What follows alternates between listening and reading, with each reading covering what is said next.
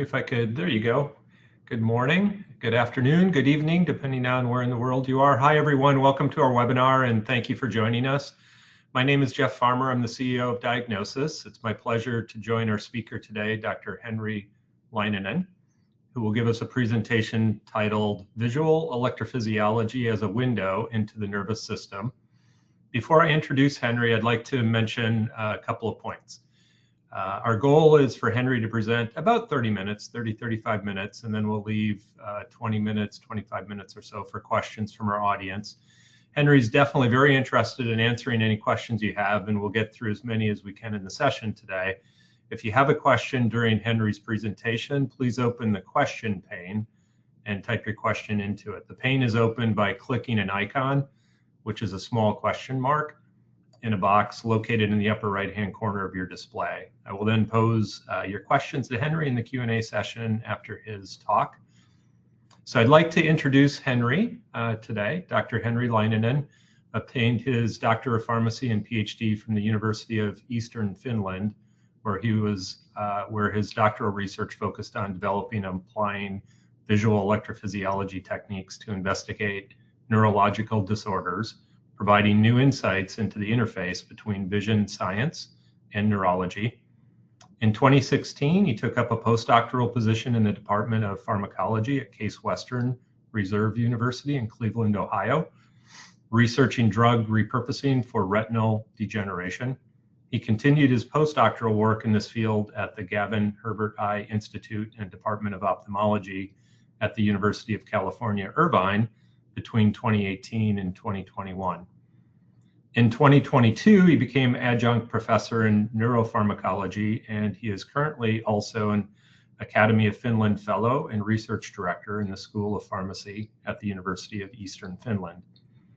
He is a member of the scientific advisory boards for the Biobank of Eastern Finland, an administrator for the Finnish Retina Register, as well as an international scientific committee member for the International Center for Translational Eye Research in Warsaw, Poland. Henri, welcome. Thank you for joining us. Thank you. Thank you. I'll turn it over to you.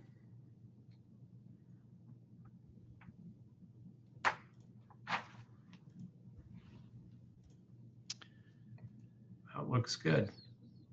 Thank you, Jeff, for the kind introduction, and thank you for the opportunity to talk today. I will be discussing how electrophysiological recordings from the retina and visual pathways can provide a unique window into the central nervous system function. And this talk is designed for more like a general neuroscience audience rather than vision specialists. So some material might be introductory for some of the folks out there, but still I hope that it highlights how visual electrophysiology bridges the brain to the eye and provides a basis for discussion in the QA session.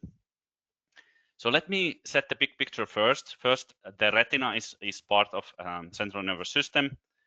The brain and the retina, they have same rules for some injuries, the structure, immune responses, as nicely put out in this over 10 years old review article now from Michal Schwartz's group. Still, as of today, I haven't found a better reference to talk about this than this one. It's a great paper. And second, the retina is accessible and it's layered, so it's a really efficient model for CNS questions. Third, many neurodegenerations and brain diseases, they register also in the retina. So the eye is kind of a window into the brain. And conversely, some classical ocular diseases like glaucoma, they also kind of show CNS type neurodegeneration, but in the retina. And here we have 4 major CNS disorders: stroke, multiple sclerosis, MS disease, Parkinson's disease, and Alzheimer's. And in each, you can see that similar pathological features appear in the retina as appears in the brain. So, for example, in stroke, we see optic nerve degeneration, nerve fiber layer thinning, reactive gliosis, and microvascular changes. And all these mirror cellular stress that also happen in the affected brain regions. In MS disease, there is ganglion cell loss, nerve fiber layer thinning, optic nerve head cupping, neural atrophy, and also reduce visual acuity, all this parallel demyelination and neuroinflammation in the central nervous system. Now, in Parkinson's disease, there's dopamine deficiency, swollen neurons, and also problems in the nerve fiber layer. Not only in the substantia nigra, but also in the retina, and also with ERGs, sometimes the ERG responses decline in Parkinson's patients. And in Alzheimer's disease, there is amyloid beta accumulation in the brain, but also found in the retina, ganglion cell degeneration, and again ERG abnormalities. So across these very different diseases, the pattern repeats. What happens in the brain can be reflected also in the eye. And that is really the central idea for today, using visual electrophysiology as a marker of CNS pathologies. So in the talk, I will compare first visual pathways in rodents versus primates. So I will mostly talk about visual electrophysiology in rodents. Then I will define what is vision in simple terms, and then we will dive into ERG and VEP and end up with some applications. So the rodent binocular field is only around 30% of their whole visual field, whereas in primates, in us, it is 60%. And the rodents, in fact, they lack ocular dominance columns, but they still have a critical period. So rodents are considered a decent model for many developmental plasticity studies that are often conducted using visual cortex as the kind of model organism. Next, let's look at where the retina output goes. In rodents, 70 to up to 90% of the retinal ganglion cells actually project into midbrain, into superior colliculus, and only a small fraction project into LGN, lateral geniculate nucleus, and from there to primary visual cortex. In primates, the number is quite the opposite. So actually, majority of the ganglion cells project into LGN and therefore to primary visual cortex. So the rodents, they favor fast subcortical processing, whereas primates favor thalamocortical detail. And this shapes really the species behavior. Motion and orienting focus in rodents versus fine detail and for example, color perception in humans and primates. But also the eye dimensions as well as photoreceptor density set some expectations. So the lens is really large in rodents, and this favors light collection over image quality. Also, the laboratory rodents, they don't have blue cones, they don't have similar cones than we do, but the sensitivity differs. So they have UV cones, they have green cones, and they completely lack the L cone that we have, which is responsible of red light detection. So essentially, rodents are insensitive to red light. Also, the cone fraction compared to rods is quite low in rodents. Well, actually, it's quite low in humans too. But humans have this high acuity point in their retinas, which is called macula of fovea. And the cone density is huge in this point. And this is completely lacking in most animals, actually. Rodents don't have even a central, like area centralis. Also, the spatial resolution differs greatly. And the peak density of retinal ganglion cells, even in quite peripheral part, can be low. So for these many reasons, like the optical reasons, lacking the macula, having quite low ganglion cell density, the mouse visual acuity is low. So as cycles per degree of visual angle, it's only 0.6. Whereas in humans it's 60, so it's 100 times more. And cats, our beloved pet animals, they fall somewhere in between. And this is a very simplified demonstration, but the figures give you an idea of the meaning, what means tenfold lower visual acuity in mice versus cats. So if a cat sees a mouse from 1 meter away, we can imagine that it sees a mouse like this. But a mouse needs to be 10 times closer, at 10 centimeters away, to see the mouse in a similar way. So this is kind of oversimplification, but it illustrates the idea. So let's summarize the first section of the talk here. The peripheral organization of the retina is broadly similar between laboratory rodents and primates. However, the main obstacle is that there is no high acuity spot, the macula, in rodents.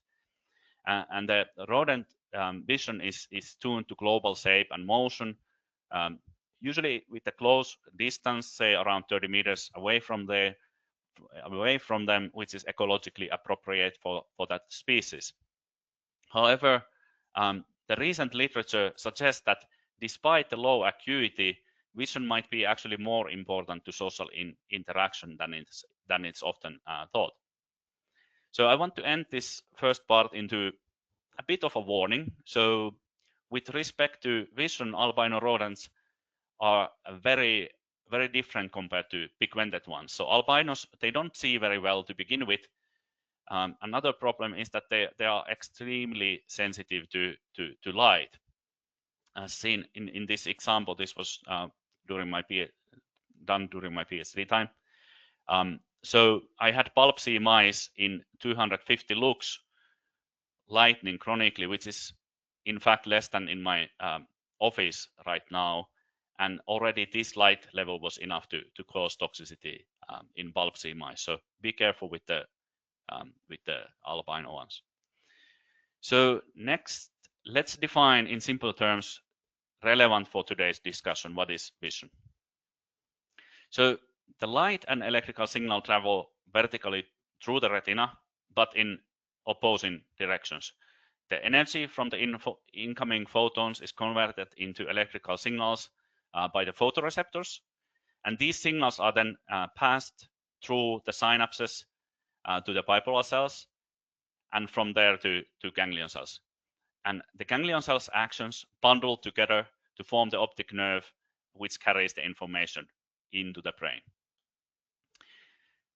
But the retina, it's not just a feed-forward chain. It also has a lot of lateral processing, meaning that the signals are compared and shaped by neighboring cells before they ever leave the eye.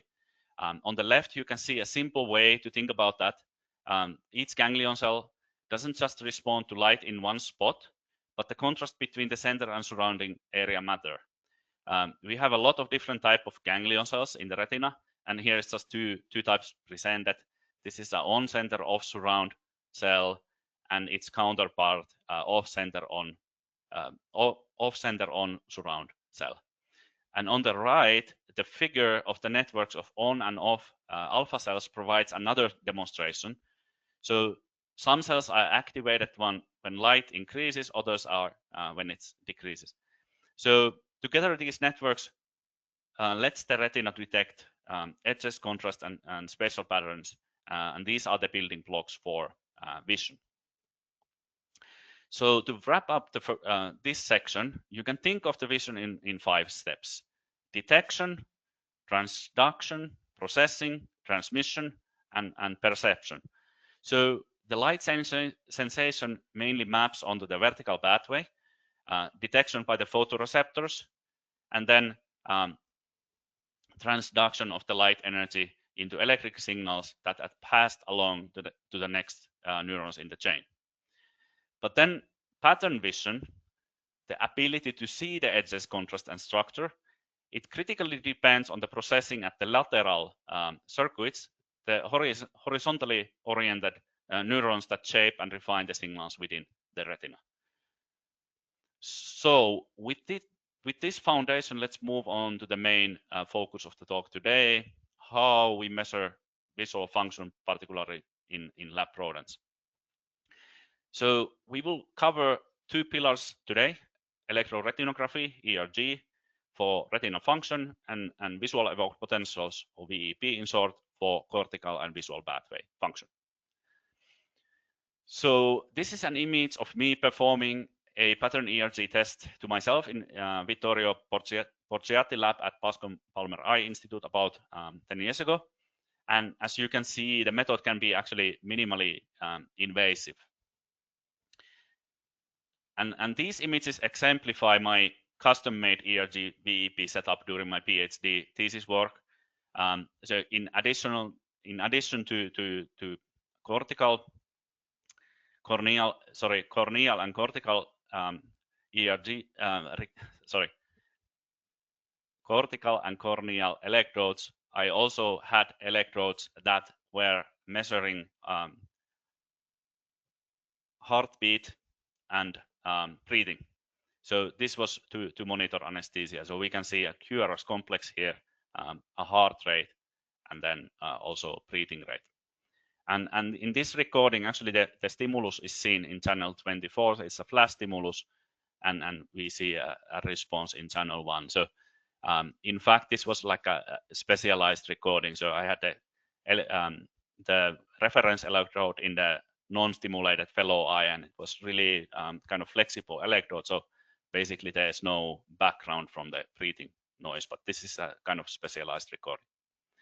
So, but these custom-made setups are great for yourself, but they are not so maybe intuitive to use for students. So our current setup at UEF includes the diagnosis color dome system sitting in a dark room and in a Faraday cage, as it typically is in these visual electrophysiology labs.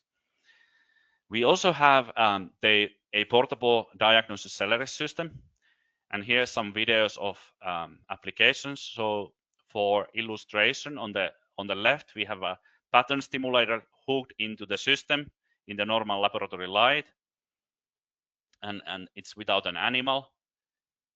And in the device here, this is a pattern ERG stimulator and recording device. There's a little window where we can observe that the pattern reversal stimulus is actually correctly running. In the middle video, my PhD student Anna Kalatonova prepares a rat for pattern ERG recording. The pattern ERG stimulus light pad doesn't need to be even in direct contact with the cornea. It's enough that there is some conductive media, like hypromellose gel or saline in the eye, and this electrode just touches this conductive media. The fellow eye, in the fellow eye, we have the flash stimulator that works as a reference. And this recorded rat actually happened to be processed for optic nerve crush model that I will talk about in the next slide a bit. Let's go forward a bit faster. So once you start recording, often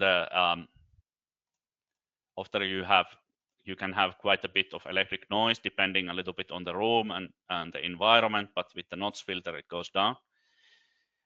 Then once we start recording, we will have this yellow line. This is the running all the time live running electrophysiological response coming from the cornea, and then the white one is a normalized response. So this is all the time cumulating.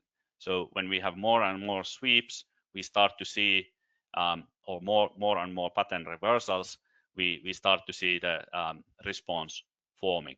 So as I said, this rat and this eye was actually processed for optic nerve crush. So it doesn't have a big pattern ERG response, but it has some. So we start to see a positive one wave here and then some of the negative wave here. But I will have still images later. On the right, we can see flash ERG recording. So this is a photopic flash ERG recording. So we have this white light, steady white light.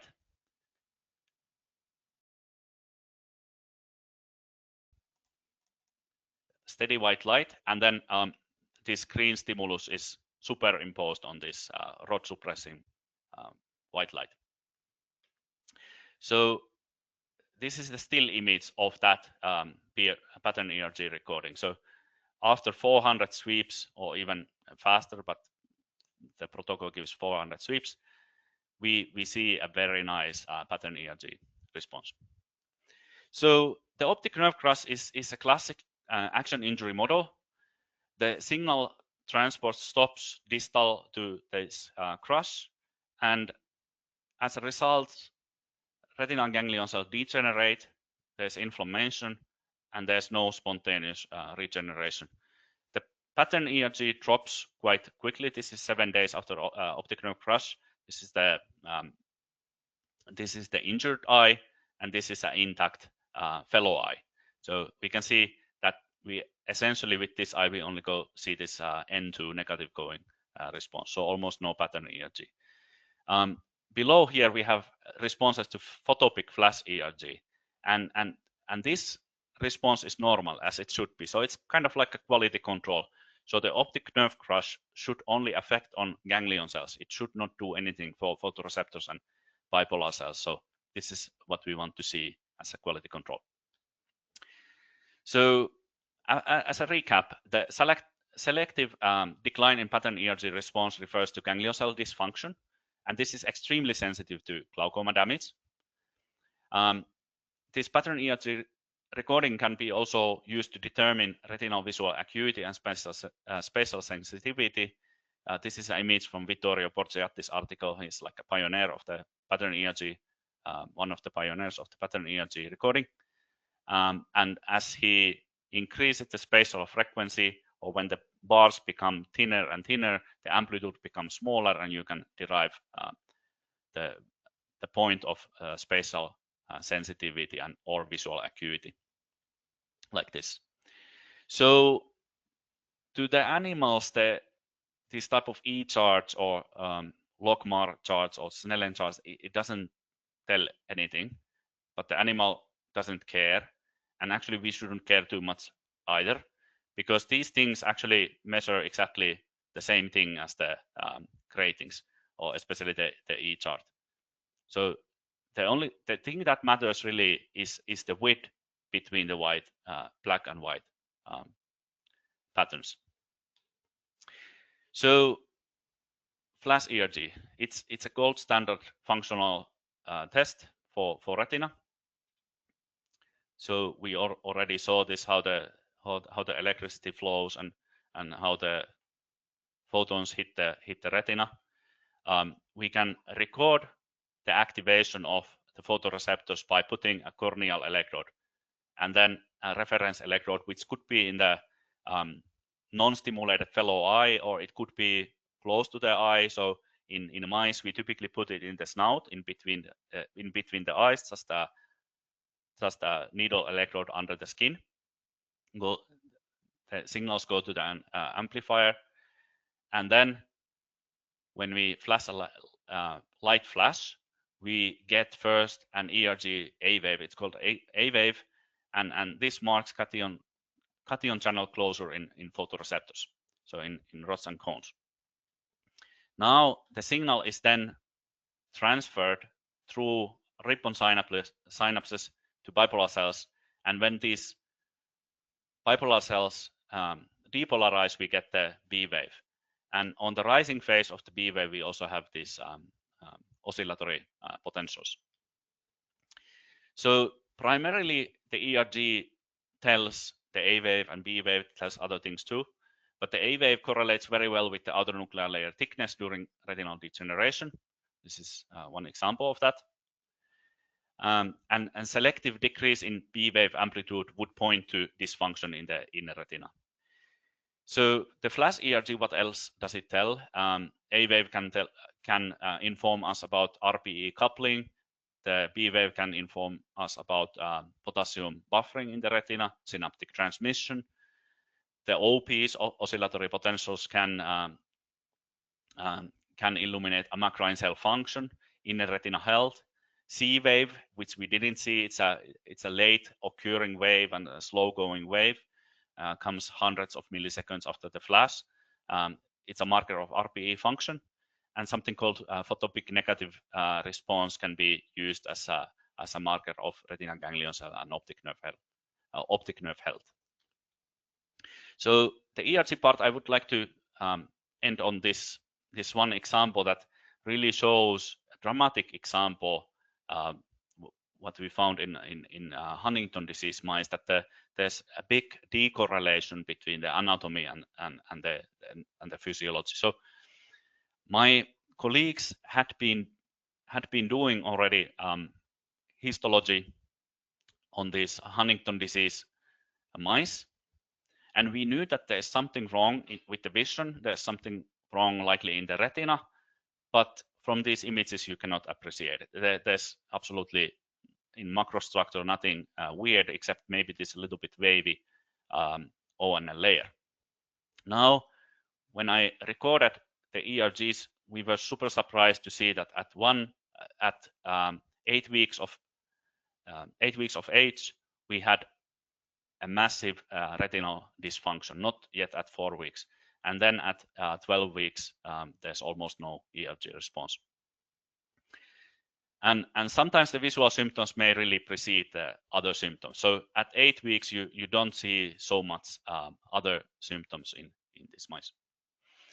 So as a wrap up for ERG, it's a gold standard test for retinal function. It's fast. Simple experiments can be run in just a few minutes. High translational potential.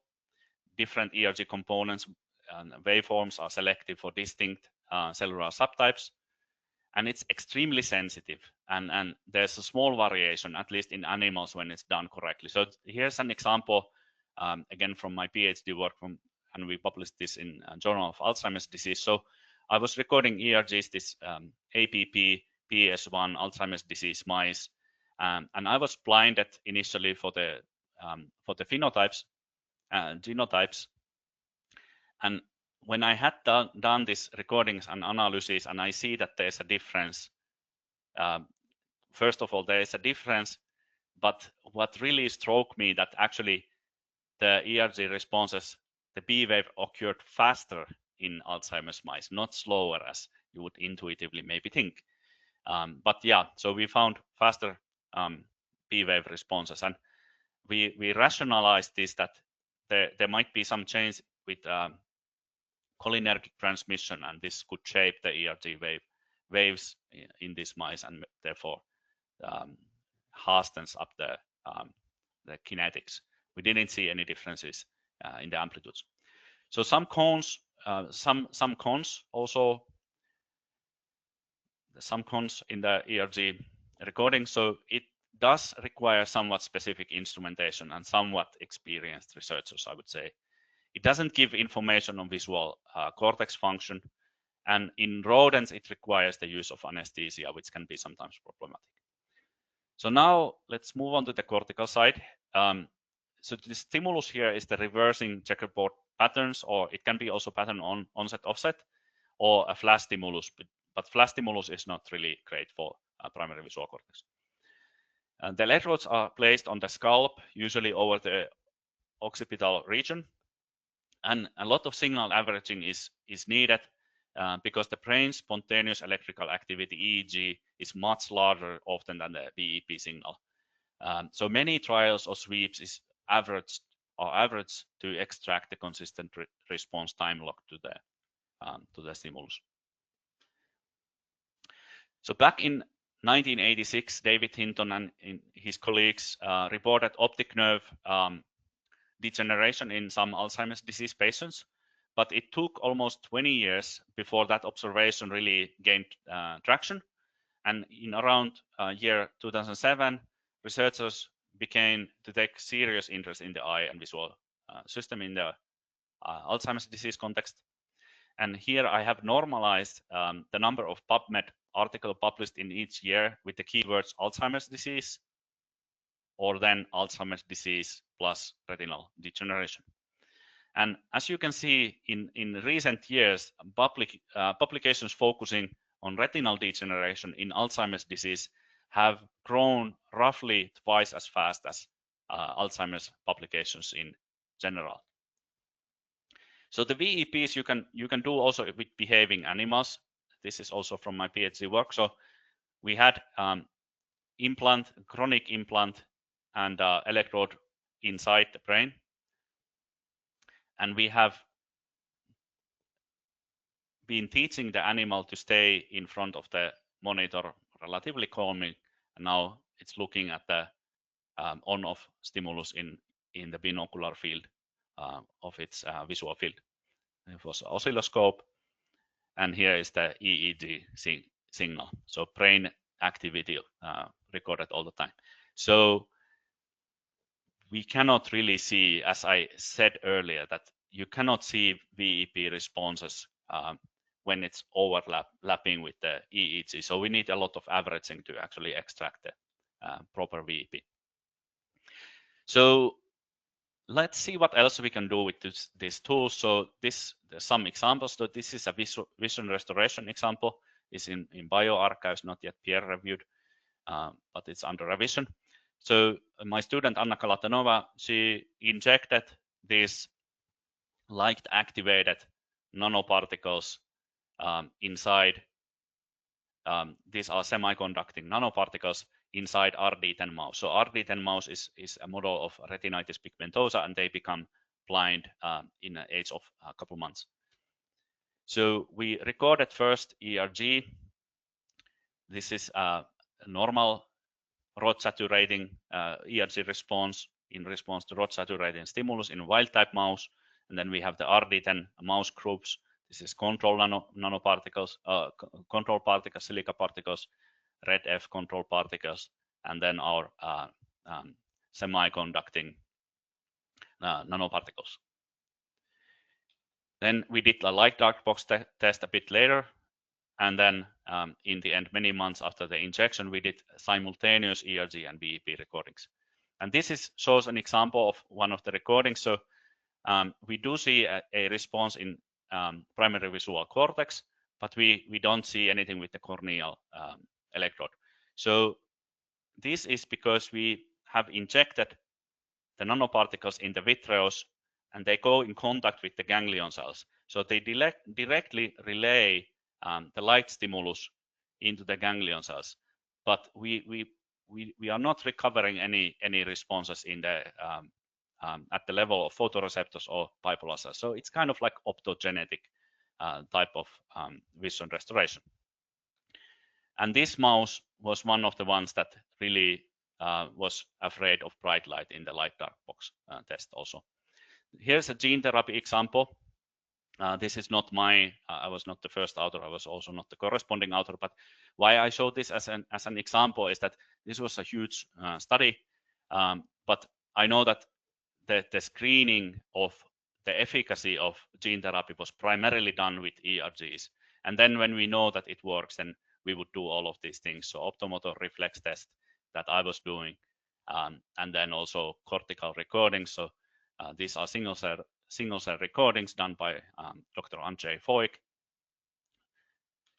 Another example of the efficacy of efficiency of ERG recordings is from my own study, my main postdoc study. So many years of research and a lot of studies. So it's a busy slide, but what I want to highlight here is this ERG recordings. And we always use ERG as the primary biomarker of drug efficacy, because nothing is as efficient as it is. So we do OCT, we do anatomical images with optical coherence tomography and everything else, but when ERG is done well, it's really the best and most sensitive. And then again, when we know that it works, then we can do all of the other confirmations. So visual electrophysiology, is it a window into the nervous system? This is not my studies. I've never done clinical electrophysiology other than some small ERG things myself. But this is examples of VEP responses in a normal individual. It's from this article published in Eye by Anthony Robson and it's a group in last year. So in fact, if you go out for many days, drink too much, you can get chronic alcohol withdrawal. So probably this is not so relevant for this audience, I hope. But chronic alcohol withdrawal and vitamin B12 deficiency can manifest as actually almost complete loss of VEP responses.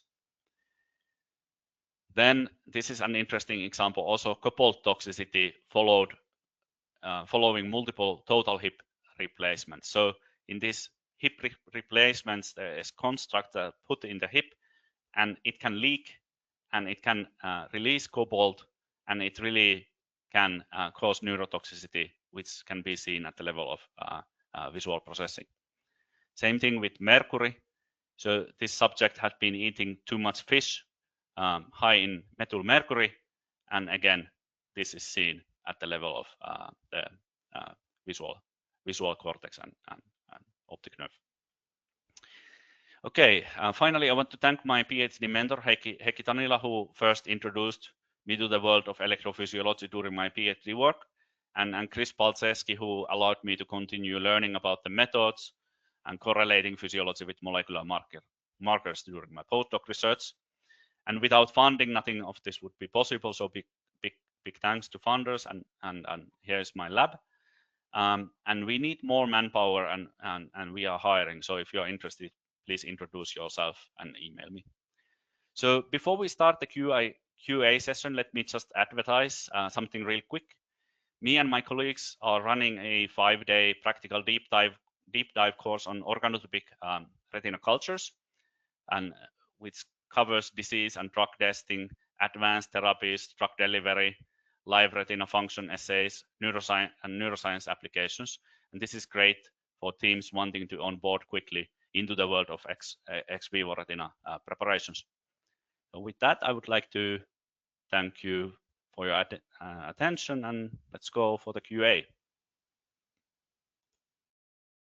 Henri, that was fantastic. Can you hear me okay? Yes. Make sure I've got my microphone on. Great talk. We have about 20 minutes for questions. And so as I mentioned at the outset of Henri's talk, feel free to type any questions you have into the question thread just by typing or clicking on the question mark in the upper right-hand corner of your screen. So we've got a couple to start, and you did a great job of building up from the processes, the physiology, and then into applications. So maybe I'll choose one of the questions that goes back into the early parts of your talk as our first question. So what do you find is the most challenging aspect in performing ERG VEP tests on animals, say, compared to humans?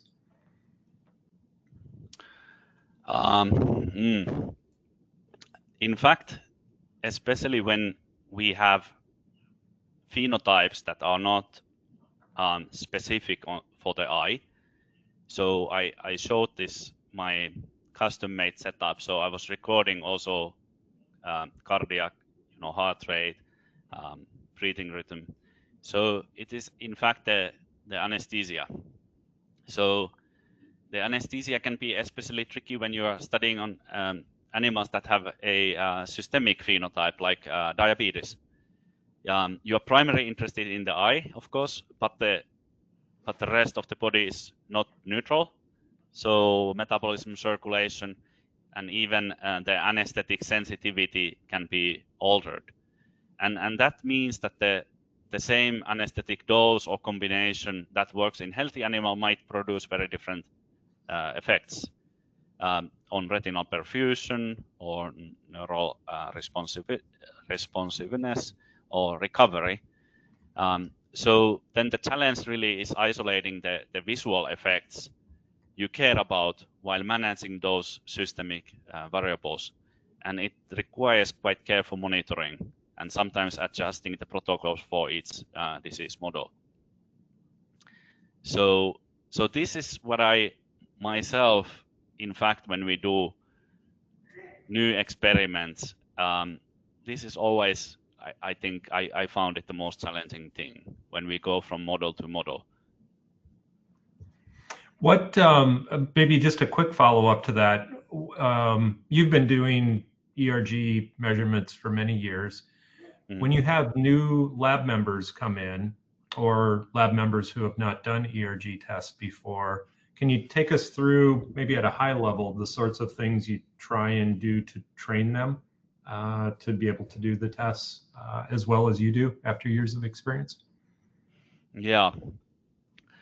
Yes. So, I mean, of course, I try to teach a bit about the theory first, like how in theory it works. But actually, it is still somewhat complex because you need to have an understanding of electrochemistry and everything to really understand it well. But at least some of the kind of technical background.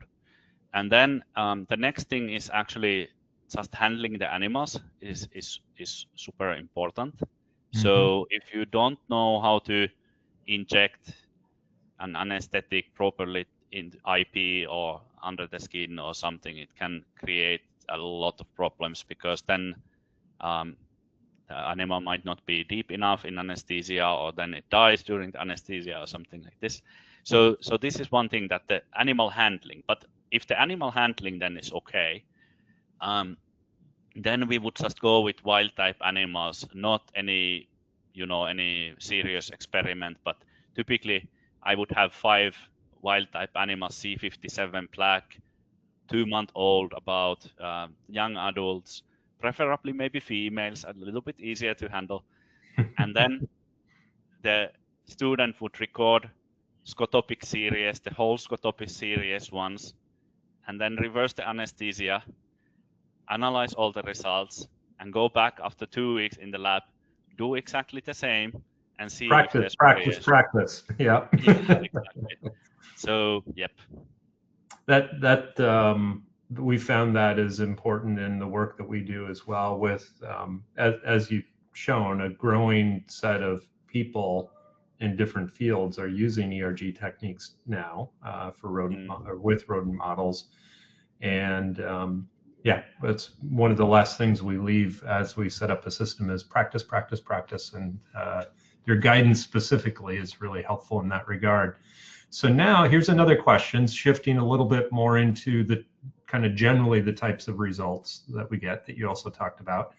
We have another question that specifically asks, how either do you think about or what would you refer to in characterizing the variability in amplitude? The question specifically is mouse to mouse, maybe wild type.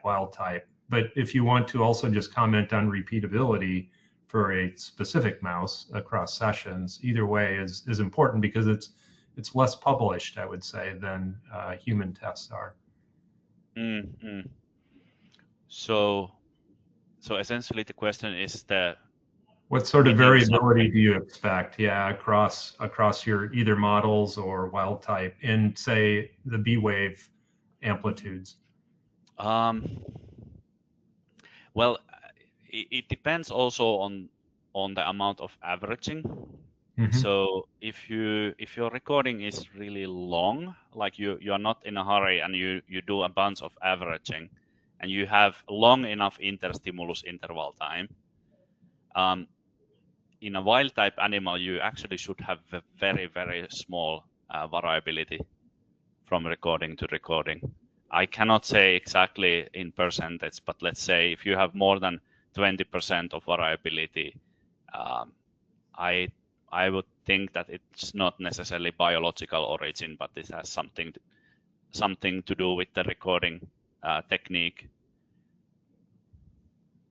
That's a good point. I'd say that's without practicing beforehand our answers, similar to the guidance we give users on our systems as well. And there's other possibilities. So process, but then the animals themselves sometimes are not what were promised kind of the researchers as well. So another thing to think about.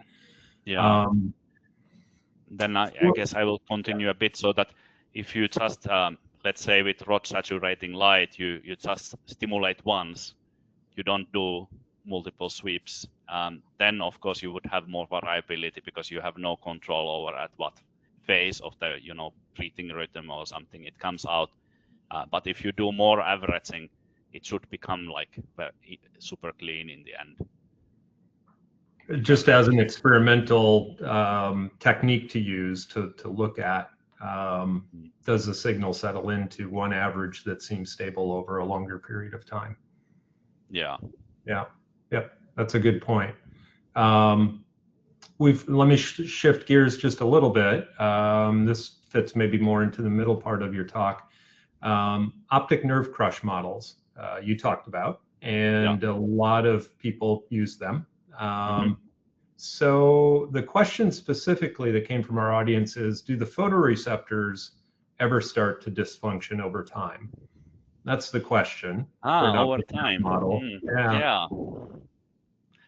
I don't know. I don't know either. I don't know if anyone has done such long follow-up, because typically people would, maybe terminate the experiment after 2 weeks or max 1 month or something like this. I would. I don't know. Interesting question. I don't know. Maybe an area has looked into that. Yeah, we'll see if somebody tosses a thought into the question thread. Feel free to if you're in the audience. But one for either further deep diving into the literature or maybe a research area. But it sounds like the follow-up I was going to ask is in your experience when you're using an ONC animal, typically the purpose you have ends after 2 weeks or maybe 2, 3, 4 weeks, something like that. And presumably in that period of time, you've not noticed in any case retinal degeneration at a photoreceptor level. And I'll just highlight again, you mentioned it, but it's a really important point that many people don't think about initially is the QC step, the quality control step that you mentioned in doing a full field ERG test on animals that have a nerve model to them, an optic nerve crush or something like that, just to double check that you haven't impacted the photoreceptors. You said it, and I just want to highlight it again because it is not something that many people think about. So it was a really good point. Let's see. Bringing up the next question. Okay, so you mentioned that visual electrophysiology requires somewhat experienced researchers. Are there things that you can think of that could be done to make ERG more accessible to researchers? Training, tools, processes, what comes to mind? You think about making it more accessible to a broader set of people, researchers. Yeah, that's a fair point.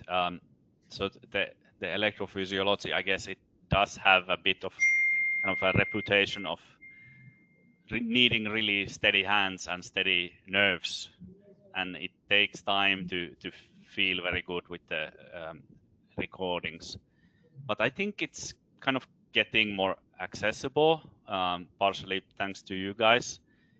So first, there is much better training, I guess. There's workshops, online tutorials, kind of like this, even video protocols that show exactly what the good looks like.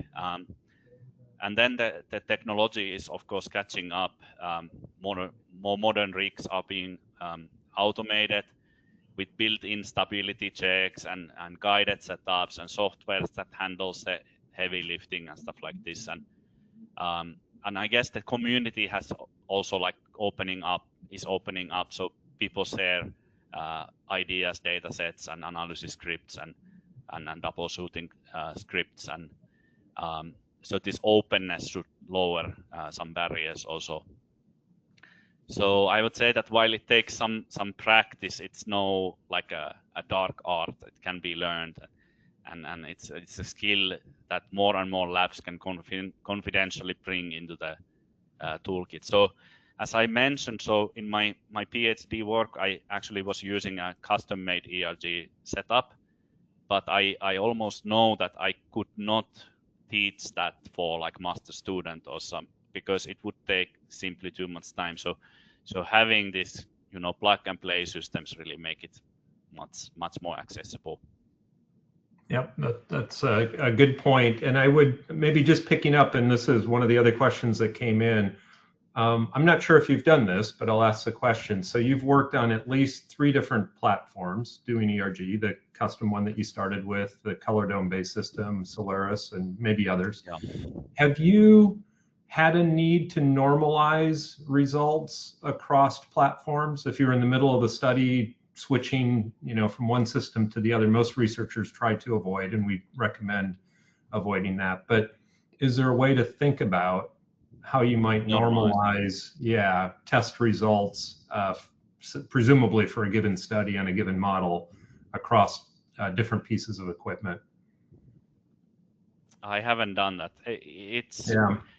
Definitely the waveforms and the amplitudes, everything it really depends. I mean, even if you need to change electrodes in the middle of the study, also already can affect. But it depends on the research question. So if you are looking in just like a treatment response or something, then it might not be such a big deal because you are just looking at the amplitude difference. But then if you're doing more like translational research, like some kind of a phenotyping or something, you have a new mouse model that you want to publish it out, then it could be more problematic if you need to change a system in between. But I mean, it really depends on the research questions. But most often than not, there's ways to somehow to normalize. There are. I'll just quickly add that I agree, it's not an easy thing to do, even knowing our 2 systems that we have. And then there's other systems from other suppliers. And in this field, researchers, have built their own. In particular, how the eye is stimulated is a subtle thing. And differences between different stimulators have an impact on amplitudes for different types of recording. So I think this is basically what you said. There's some general ways to do this, but I don't think even between our 2 platforms there's a specific way to translate amplitudes because they are working just a little bit different physiologically with the animal. So back to if possible, if you're going to switch systems, try and do it in between studies and not within one study, I think is a good guidance. We have a few more minutes here for a couple more questions. Let me just get to then the last part of your talk, where you were talking about quite a few applications of ERG VEPs being used in neuroscience research. And we have seen that as a growing area, which was the thought in inviting you and having this webinar today. Can you talk a little bit more about, you brought up the Huntington's disease study and the insight that you had from the ERG tests there compared to the structure in just a few weeks of the animal's life. The question is, were there aspects to the research then that you carried forward in a different way based on that insight that ERG gave you when you realized you could see the difference in the eye through the ERG tests, through the electrophysiology tests? So did we follow on the Huntington disease model somehow? In fact, not at that time. So this was funded by a private foundation, and actually we were funded to do that. After that, we didn't have a funding to continue with that. But something kind of related to this is that, in fact, this was the time when I really noticed that I need to have a recording of vital signs during the recording. So I was recording first some really old animals that was kind of in the terminal stage, and we noticed that they don't just stay alive in the recording.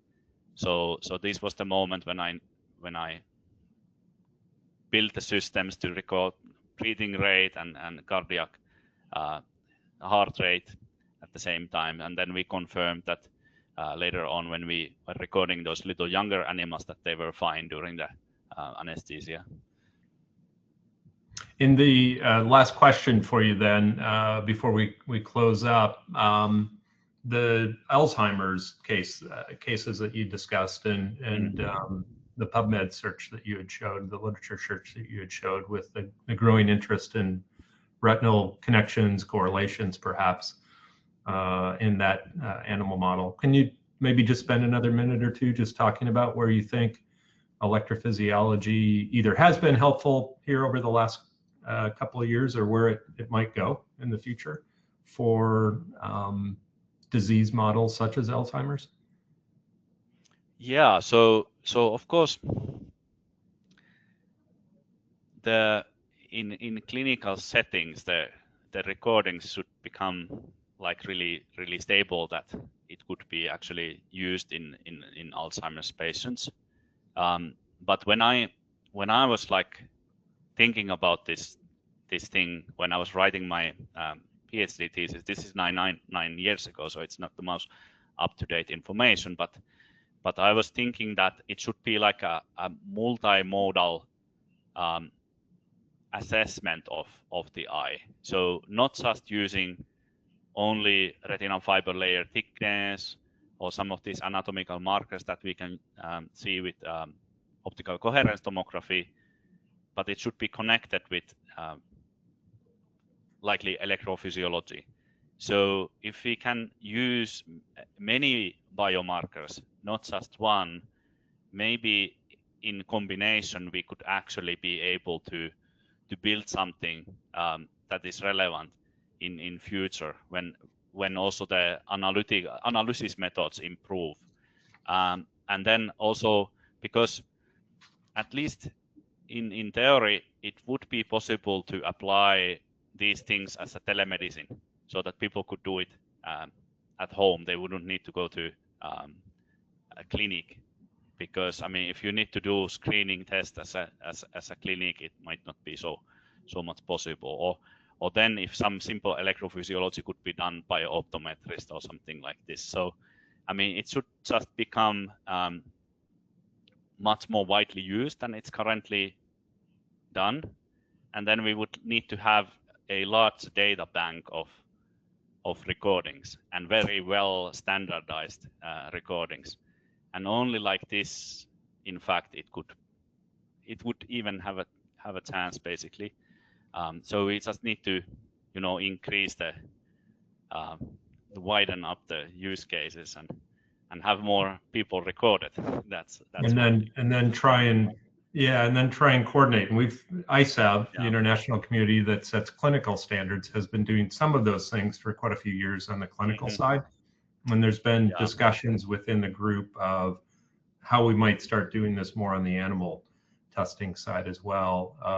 And it's helpful to have researchers all over the world using the tests. And then the goal is to try and find good ways to bring them together. Sessions like you have that you mentioned coming up and others. So, well, fantastic. We're out of time. I have a minute to wrap up so we can stick the landing and come in on time. Thank you very much, Henri, for joining us. Fantastic talk. Thank you for having me. You're welcome. Thank you for everyone who joined us today. We didn't quite get through all of the questions. We'll do a follow-up email where we'll send out a recording of the session today, and we'll answer any of the questions in writing that we didn't get to today as well. If you're interested in learning more about diagnosis systems, please contact your local diagnosis sales or support person. If you're unsure who that is, you can find that on our website in the contact section of the website, excuse me. If you're interested in signing up to our newsletter, you can do that at diagnosisllc.com/newsletter. That'll keep you updated on future webinars that we plan and other activities going on in the field. And then finally, if you're a neuroscience researcher and you plan to attend SFN 2025 in San Diego, November 15th and 19th, we'll have a booth there. Feel free to stop by and we'd be happy to speak with you. So thank you again for attending our webinar and have a great day. Thanks again, Henri. Bye-bye. Goodbye.